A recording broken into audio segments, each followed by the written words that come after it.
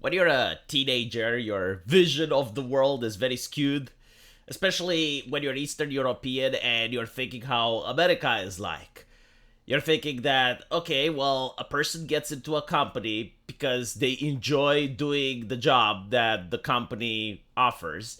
And you start off low, and then you work really hard, and you gain experience, and you get promoted, and you keep climbing up the corporate ladder, and eventually when you're 40 or you're 50, you have a nice career with a well-paid job, and this guarantees that the best person gets the job because you're struggling with other people that have an equal level of skill as you, and only one gets promoted, so it incentivizes people to work harder to get the Employee of the Month award. And then you realize reality. And reality is that actually, if you work really hard at a company, it's less likely you get promoted. Like, let's say you're an artist at a gaming company. If you work overtime, if you do the best drawings, they will never promote you because then they lose that artist. Like, they don't want to put you in a desk job where you're just doing something else rather than painting. And that's the real world. But then you get another layer to that, which is the diversity officers, which have to guarantee that certain percentages, race-based or gender percentages or sexual preference percentages, get higher than the company. So like you have a company that makes burgers, but they're very interested not as much in the quality of the burger or the price of the burger, but in the sexual orientation of the person making the burger.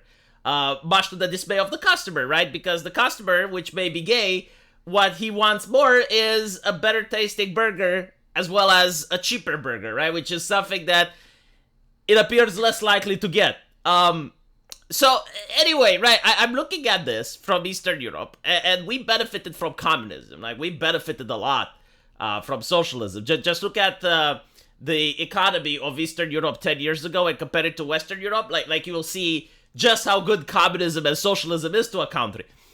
And I'm looking at all of this diversity stuff, which was starting to appear back in 2016. And what I notice is like, well, like this is literally the same like in the Soviet Union. It's race-based nepotism. It's corruption. It's cronyism. And why did I say that? Well, all of these diversity officers, right? Like they seem to know each other. Like even if they're from companies that are supposed to be competing with each other, and they're supposed to be struggling to make a better and cheaper product for the customer, they actually know each other and they collaborate with each other and they seem to promote their friends and they seem to get people who disagree with them fired. This was painfully obvious when the Apple diversity officer got fired because she said that, well, actually 9 white men in a room can be very diverse. Like you can have a couple of white men from a rural area, you can have a couple of white men from the city. Some of them can be from the ghetto, others can be from the luxurious part of the city. So, like, all in all, you got diversity. No, she was fired immediately, forced to apologize for this. Completely unacceptable, right? So you kind of notice that, especially with Gina Carano as well. Like, these companies, they want strong and powerful female voices, but Gina Carano was too strong, too powerful. Yeah, it makes you think a little bit. It makes you ask a couple of questions. And then you realize that, yeah, literally, it is nepotism. Like, they have formed a clique, and if you have the ideology and you're their friends and they know you, they promote you, they hire you. If you go against them, they fire you, or they make it very difficult for you to exist in the space. And you can tell that everyone kind of knows this in a way, right? Because allegedly there are people who unironically would support diversity initiatives, right? Like they think it's good for the economy, they think it's good for the consumer. And if that was the case, those people would be absolutely livid. They would be absolutely outraged when they read news like this, where an ex-diversity boss at Facebook orchestrated fake events to steal $5 million, right? Like, now, this makes diversity look bad, right? And by diversity, I mean the ideology surrounding it, like the activism and everything. It makes it look like the people at the top are grifters. But then you're like, okay, well, it can happen, I suppose. Like, it can happen, that a person placed in a position of power and influence ends up being corrupt and ends up embezzling funds. Like, it's not unheard of, right? It's expected. But the thing is, instead of getting ostracized from the industry, because, like, again, most of the HR people know each other. Like, they have files. They usually call the last place of work that you operated at. No, apparently she failed upwards after she, according to the media, shamelessly violated her position of trust as diversity, equity, and inclusion executive at Facebook to steal millions. She got another job at Nike. When apparently she did literally the same thing. Astonishing, isn't it? Do you think they don't run background checks? Do you think they didn't know? But you see this constantly, especially in the entertainment industry, and it's not even related to criminal activity, but, like, you got this person that's placed in a position of, like, making a comic book or something, and then the comic book absolutely tanks, and then they get hired in an upper position, and they're like, now they're also making a comic book, but it's like the flagship comic or something. Because normally you would think, okay, well, if you fuck up, you're going to be fired, and it's very unlikely you're going to get a job again in the same field. Like you can get a job at McDonald's, but, like, you're not going to be able to get a job where you're handling millions of dollars. No, apparently not. That's not the case. Like, had this person tweeted something problematic, had this person said that a room with 9 white people can be diverse, then they would have been, oh, no, unacceptable. But because she just committed a crime, oh, that's fine. She's getting 5 years in prison, by the way. And I also want to point out the type of society that puts these individuals that commit crime in charge of handling public discourse.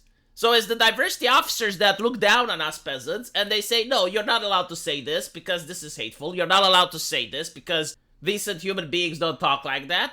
And when you notice, some of them are going to prison. But they're the arbiters of morality. They're like the church. And by the way, you know what I noticed? Because they always say, oh, the Catholic Church this and the Catholic Church that. Man, when people found out what the Catholic Church was doing, they were livid. Christians as well. They were absolutely livid. And they were demanding that those priests get ousted. They were demanding that those priests face justice. Do you know a single Catholic that looked at what happened in the church and were like, oh, well, I guess. Or justifying it, even worse. Like someone justifying it. But recently, I see so many activists being caught with taking money. And again, like, if you genuinely believe in the cause, the way you're behaving reflects on the cause itself. So if you unironically believe in the cause, like, you would behave like a saint.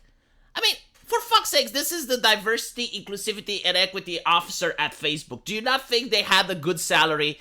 Do you not think that they already had a position of power and autonomy? Why were they so greedy? Like, people always talk about greedy capitalism and greedy corporations. How greedy can you be to get one of the best jobs ever? Like, you're the diversity, inclusivity, and equity officer at a social media company. You don't crunch, you don't work overtime, you just write some fucking letters. You don't even need to code. Like, you don't even need to do something that's manual labor. You don't carry bricks around. You don't drive trucks in the rush hour. You don't have to strain your mind on how to solve complex problems. No, you're a diversity officer and you get paid incredibly well. I'm even afraid to actually look at what the wage for being the chief diversity officer at Facebook is. So like, the question is, like, how greedy must you be? Like, where is this greed coming from? And they always, like leftists always, oh yeah, the capitalist greed, corporations are made of people. Some of them happen to be leftists, because I don't think this woman was a right-winger. In fact, like, she would want you to be a leftist as well. That's the job at being a diversity officer at a social media company, right? Like, so the fact that people aren't more outraged of this is very telling. Like this should be breaking news. This should be headline. If they were actually interested in promoting the ideology, they would have said, no, this is unacceptable. They should treat this as a racist joke, unironically. Like, whenever someone makes a racist joke, the same media coverage should have been given here. But no, it's not. Again, the reason they're doing this is that they're not interested in persuading you of leftist ideology. Like, they're not interested in convincing you of the ideology. They're interested in imposing the ideology. Like, what are you going to do? Go cry about it? Then go cry about it. They'll ban you.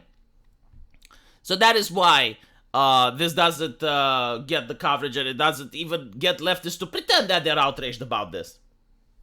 But anyway, let me know what you guys think. And as usual, I will see you in the comment section. Take care.